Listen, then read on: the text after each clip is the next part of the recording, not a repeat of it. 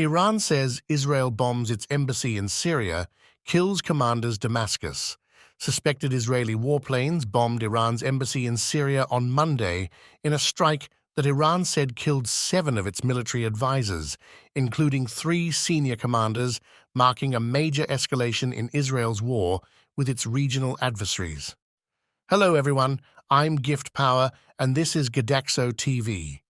If you want to stay informed and gain special skills and knowledge, follow Gadaxo TV regularly.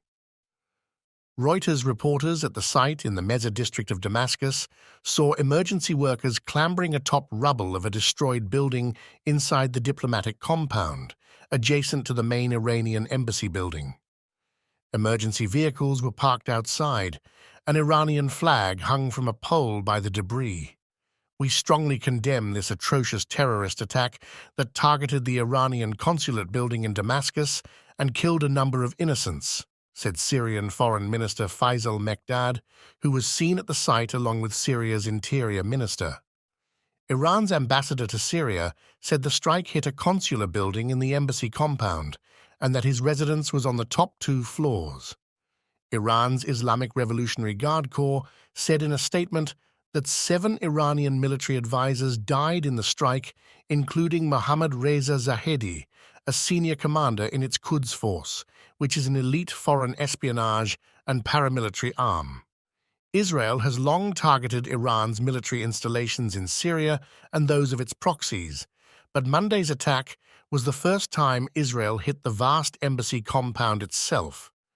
It has ramped up those strikes in parallel with its campaign against Iran-backed Palestinian group Hamas, which ignited the Gaza war with an October 7th attack on Israel that killed about 1,200 people and took 253 hostage, according to Israeli tallies. More than 32,000 Palestinians have been killed in Israel's offensive in Gaza, according to Palestinian health authorities. Israel military has escalated airstrikes in Syria against Iran's Islamic Revolutionary Guard Corps and the Iranian-backed Lebanese armed group Hezbollah, both of which support Syrian President Bashar al-Assad. Israel typically does not discuss attacks by its forces on Syria. Asked about the strike, an Israeli military spokesperson said, "We do not comment on reports in the foreign media." The New York Times cited 4 unnamed Israeli officials as acknowledging Israel had carried out the attack. Iran's UN mission described the strike as a flagrant violation of the United Nations Charter, international law, and the foundational principle of the inviolability of diplomatic and consular premises, saying the strike was a significant threat to regional peace and security. The Iranian mission urged the UN Security Council to condemn the attack and said Tehran reserved the right to take a decisive response. Hezbollah, the Lebanese group, seen as Iran's most powerful armed proxy in the region, vowed to retaliate. "This crime will not pass without the enemy receiving punishment and revenge," the group said in a statement. Muslim nations, including Iraq, Jordan, Oman, Pakistan, Qatar, Saudi Arabia, and the United Arab Emirates also condemned the attack, as did Russia. Earlier, Iran's ambassador to Syria, Hossein Akbari, who was unharmed, told Iranian state TV that 5 to 7 people, including diplomats, were killed, and Tehran's response would be harsh. Iranian state media said Tehran believed Zahedi was the target of the attack. His deputy and another senior commander were also killed, along with 4 others. Iran's Arabic-language Al-Alam television said that Zahedi was a military advisor in Syria who served as the head of the Quds force in Lebanon and Syria until 2016. Regional tensions.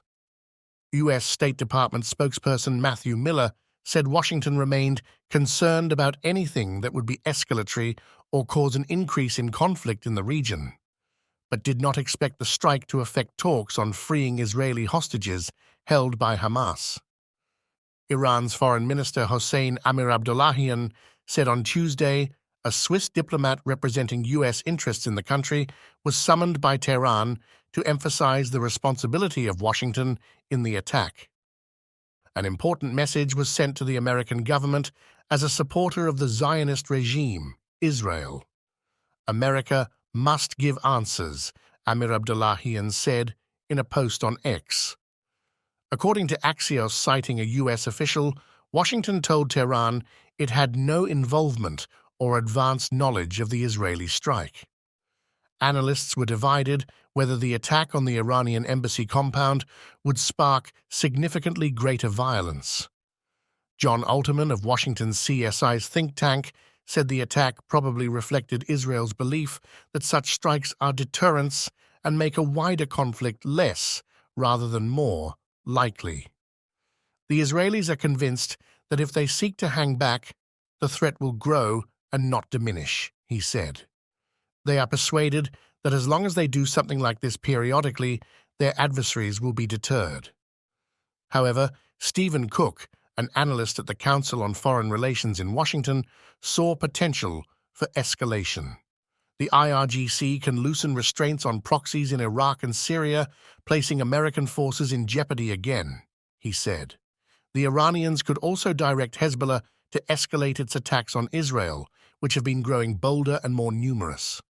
To stay updated, we encourage you to subscribe to Goodaxo TV, the reliable source of information and a hub of skills and knowledge.